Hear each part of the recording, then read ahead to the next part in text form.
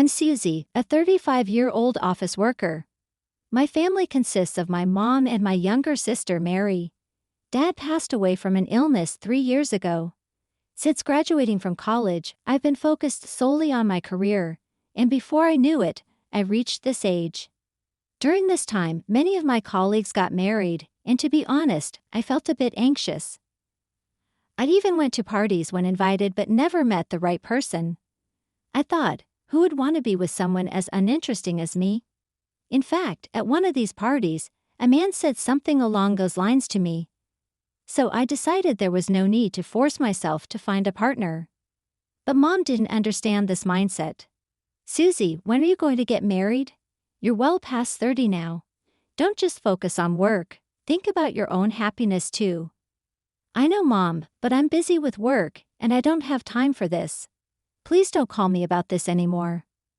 Mom, worried about me not getting married even after turning 30, started calling more often. I appreciated her calls but felt sorry that I had nothing to report. Several times, Mom sent me photos of single men she knew, but I wasn't keen on marrying just for the sake of it and was considering staying single. That's why I met Walter, who would later become my fiancé, at a cafe I happened to visit. Is it you? Come to this cafe quite often, don't you? Do you like places like this? Startled, I shrank back when an unfamiliar man approached me. Yes, well, I've been a bit tired from work lately. I come here for some comfort, I replied. Walter responded with a smile. Really? I started coming here too, looking for some relief from work fatigue. I was delighted that he responded with a smile to my uninteresting story. Turns out Walter works for a major company and is considered a promising future leader.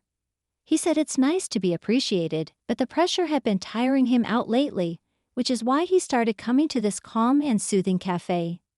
That encounter led to us dating, and since he worked for a major company, he always took me to fancy restaurants, and he paid for everything every time.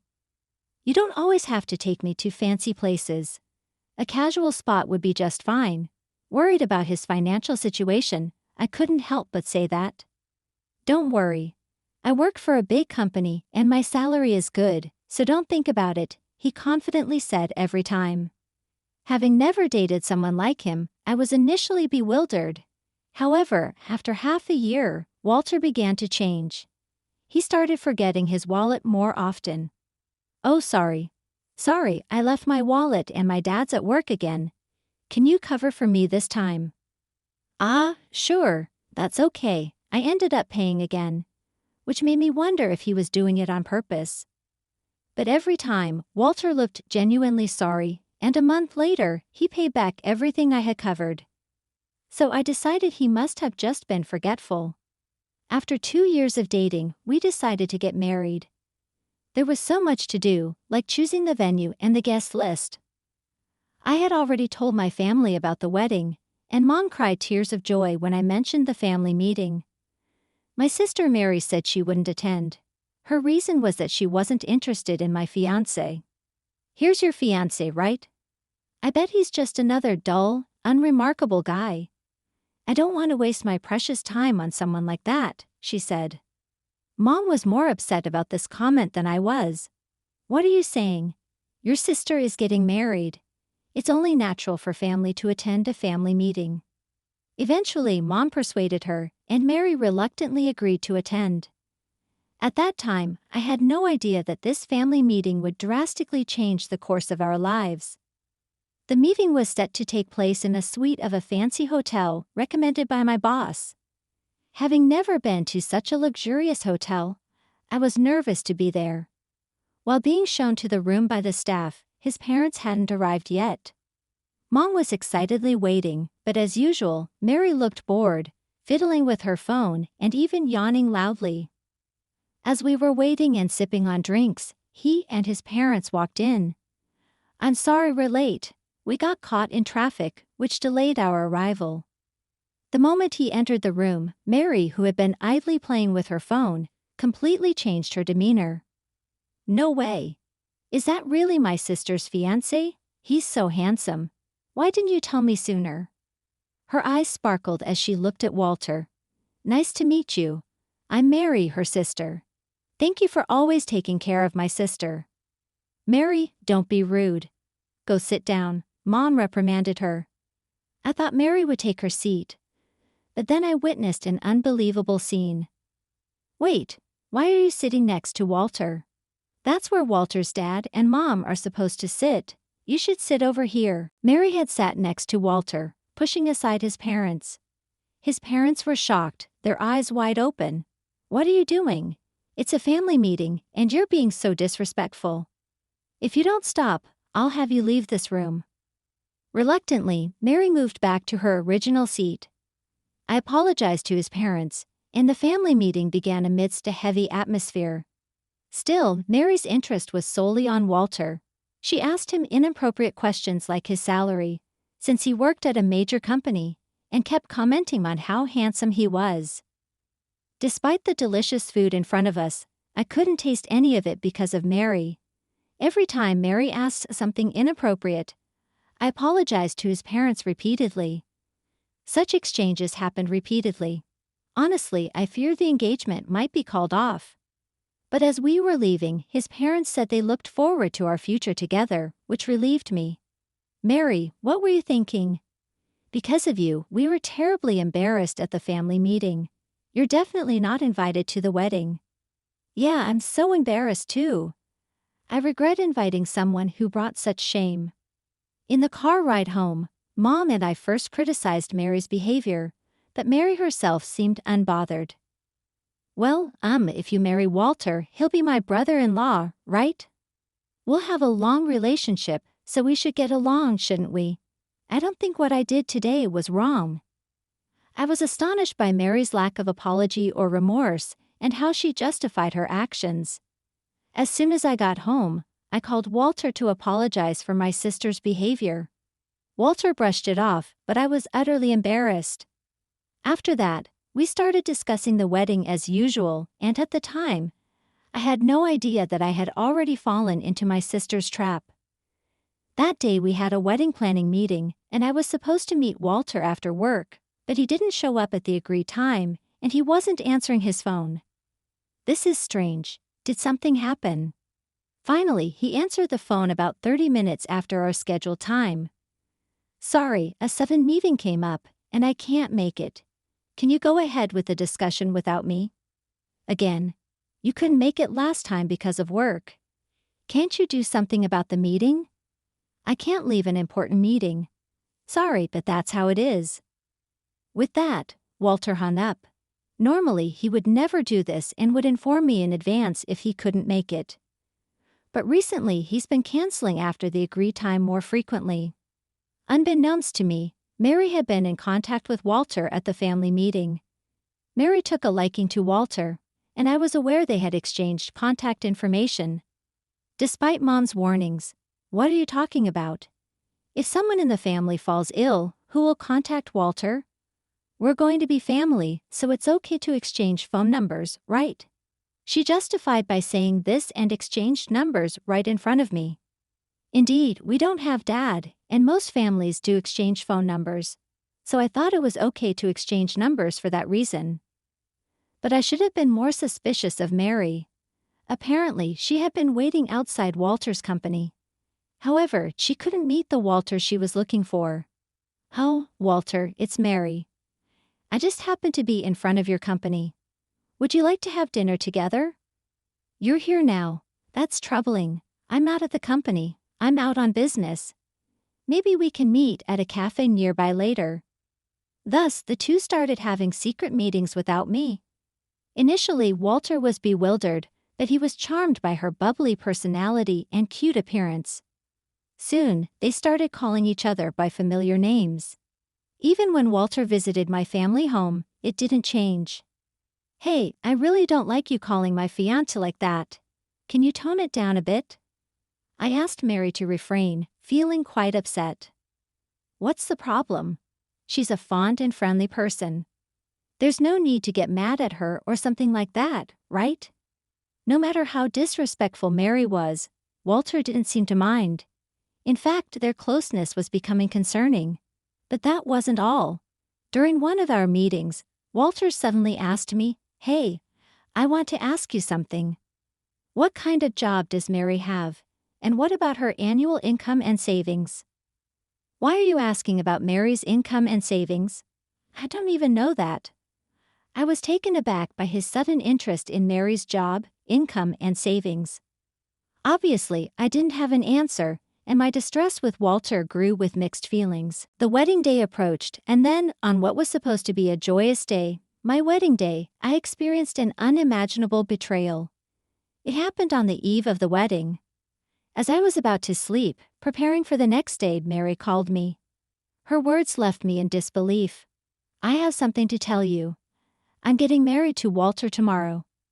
"What? That doesn't make any sense. Explain yourself." I raised my voice in response to her absurd statement. "That's right. Walter and I are getting married. He realized I'm cuter and a better woman than you, so he decided to switch to me." It turned out they had been developing a relationship behind my back. Their close distance and familiar manner with each other now made sense. They were secretive when using their phones around me, hiding screens and getting angry when I asked, claiming there were just business messages. I had found it strange that he would smile mischievously while supposedly handling work messages. Now it all made sense. The discomfort I had felt finally aligned. But what Mary was doing was inexcusable. Unaware or uncaring of my shock, Mary continued. "By the way, you were planning your wedding at the fancy hotel tomorrow, right? It would be a waste to cancel the reservation and pay the cancellation fee. So I'll use it instead of you. Excuse me." Not content with stealing my fiancé, she planned to have her wedding at the hotel we had reserved. It was a famous hotel where many celebrities had their weddings. A hotel I had secretly longed for. The thought of marrying Walter there had filled me with happiness and excitement. To have not only my fiancé but also my dream taken away by my sister plunged me into utter despair. I called Walter for confirmation, and to my dismay, he was currently with Mary. "I prefer someone bright and charming like Mary over a quiet person like you." Walter laughed. He said he preferred someone bright and charming like Mary over a quiet person like me. It was then I realized Walter's true nature. I never thought the man I believed was kind could be so rotten at the core. So I cut ties with both Mary and Walter, crying. I told Mom about the broken engagement. Mom was furious and tried to call Mary, but she had already turned off her phone. "Mom, I'm sorry. I thought I could finally make you happy. I never expected this to happen." Unable to contain my emotions in front of Mom, I broke down in tears. Mom simply held me in her arms without a word, which only made me cry harder.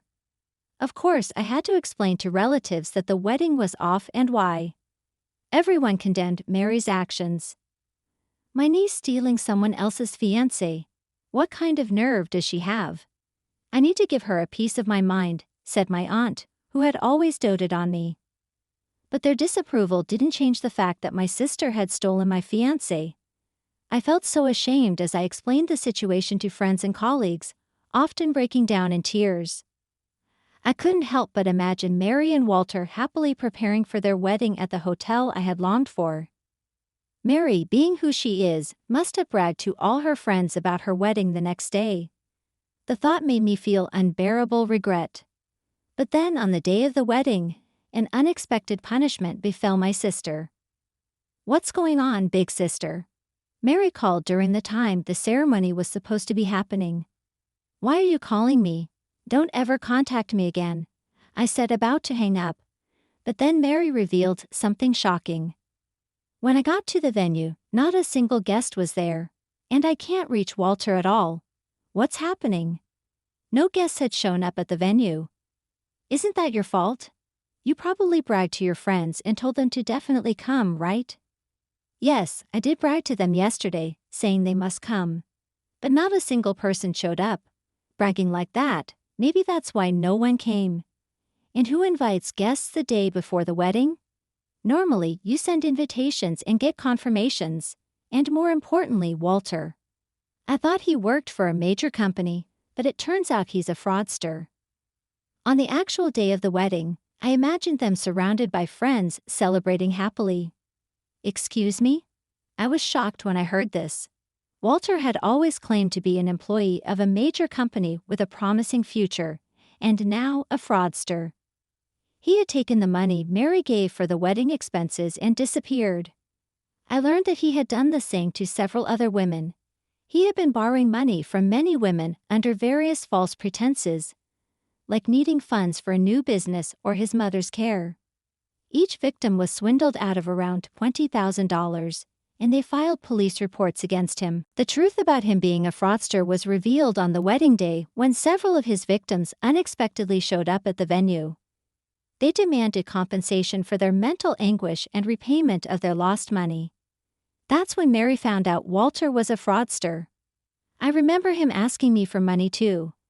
He said he might be going overseas for work and needed money for furniture. But I didn't lend him any because I didn't have much savings at the time. When he approached me, he talked about going independent and moving abroad. He asked for $20,000 for initial expenses, so the other victims were told similar stories and lent him money. He always used sweet words, promising a life free of financial worries after marriage to gain their trust and borrow money. The money he had been using on me was probably extracted from these women. He must have been sweet-talking women like that, getting them to support him financially. Hearing this, I was relieved that I didn't lend him any money when he asked. The police came to the wedding venue, and he was arrested for fraud.